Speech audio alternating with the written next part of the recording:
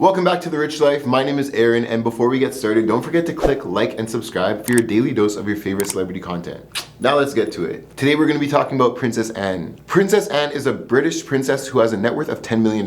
Princess Anne is the only daughter, second child of the late Queen Elizabeth II and Prince Philip, Duke of Edinburgh. Earlier on in her life, she was an award-winning horse rider and became the first British royal to compete in the Olympics. In her royal activities, Anne was the patron of more than 300 organizations, with her charity work largely focused on the areas of science, education, health, sports, and disability. Princess Anne was born as Anne Elizabeth Alice Louise on August 15, 1950 in London, England, during the reign of her maternal grandfather, King George VI. She was born the second child and lone daughter of Princess Elizabeth, Duchess of Edinburgh, and Philip, Duke of Edinburgh. Her mother would then go to become Queen Elizabeth II in a few years. Anne's older brother is King Charles. Growing up, Anne was looked after and educated by her governess, Catherine Peebles. She later attended Burnenden School in Kent, finishing in 1968 with 2 A levels and 6 GCE O levels. In the 70s, Anne became a celebrated horse rider.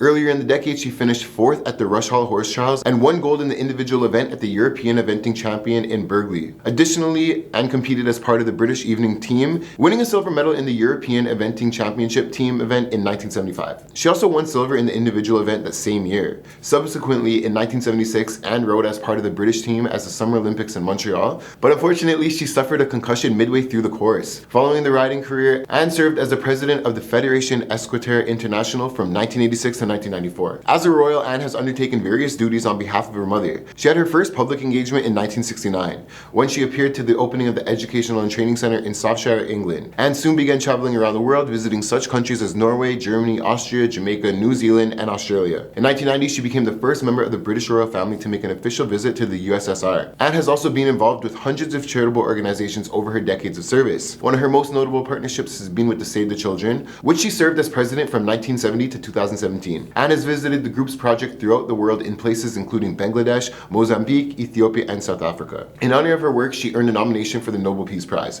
Among the other notable engagement, Anne is a patron of the WISE campaign. She has patronage in such other organizations as St. Andrew's First Aid, TransAid British Universities and College Sport, the Royal Nations Children Foundation, Aerospace Bristol, Citizen Advice, and Townsmen Guilds. From 1973 to 2001, Anne served as the president for BAFTA. During that time in 1985, she became the president of the Riding for the Disabled Associations. Later in 2011, Anne succeeded in her father as the Chancellor of the University of Edinburgh. She also became the president of 2 of the other groups, including the Royal Society of Arts and the Commonwealth Study Conference. In 1978, Anne was the victim of an attempted kidnapping by a man named Ian Ball. Coming back from a charity event, she and her party were held up by Ball at gunpoint. After a scuffle in which a number of people were shot, a passerby and former boxer named Ron Russell punched Ball in the head and helped Anne escape the scene. Ball was ultimately caught, arrested, and convicted of attempted murder and kidnapping. Anne has a reputation for being reliable, upstanding, and hardworking. However, the media has also disparaged her on occasion for being supercilious and acerbic in a manner. Overall, though, Anne remains one of the most well-liked royals in the UK, earning the public's respect for the individualism and commitment to philanthropy. She's also noted for her timeless fashion sense and frequent recycling of garments. Anne is the only one of the few royal females to have worn a military uniform, and as a fashion icon, she appeared on the cover of British Vogue. Among her other distinctions, Anne is the first member of the royal family to have been convicted of a crime, as she pleaded guilty in 2002 to violating the Dangerous Dog Acts of 1991. In late 1973, Anne married horse rider and Royal Lieutenant Mark Phillips,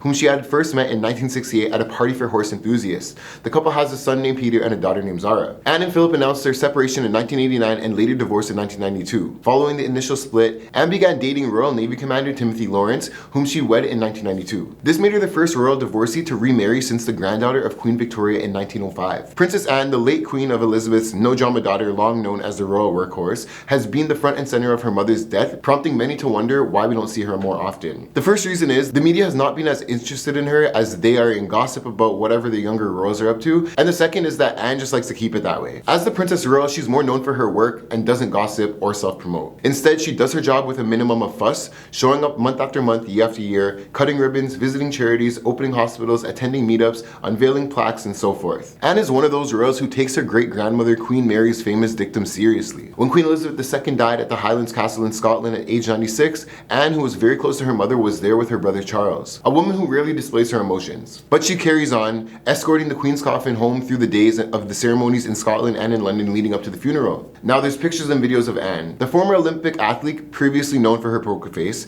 evoked sympathy and admiration for her fortitude. She also made history for the first royal woman to march in the funeral procession and stand vigil by the Queen's coffin with her brothers. Now there's no expectation that she will be more prominent in the reign of her brother King Charles III, but she might even be returning to the status of Counselor of State for one of the top 5 royals delegated to step in if the king is incapacitated or abroad. Then her grandfather George VI died unexpectedly in 1952 and her mother became queen, taking the new duties and responsibilities. Her younger brother Prince Andrew was born in 1960 and the youngest brother Prince Edward was born in 1964, so she and Charles are much older than her siblings. Anne, whose first official engagement took place when she was 18, and she's regularly the top royal when it comes to carrying out hundreds of official engagements even during the height of the pandemic. In 2021, she was named the year's hardest working royal with 387 engagements, followed closely by her brother. She approached her royal role briskly like her father, the late Prince Philip. She shows up for her engagements well aware, is curious and direct about whatever she's doing, takes notes, shakes hands, and usually charms all. She's widely considered smart. Anne is the 16th in line to the throne, even though she was the second of the late Queen Elizabeth's 4 children. That's because she was born before a new law that passed in 2013, changing the rules for succession so that it's meant based on the birth order, not gender, known as male primogeniture. Under the previous rules, dated back to 1701, brothers superseded sisters in succession even if sisters were born first. The result is that Anne and her 2 children and her 5 grandchildren are far back in line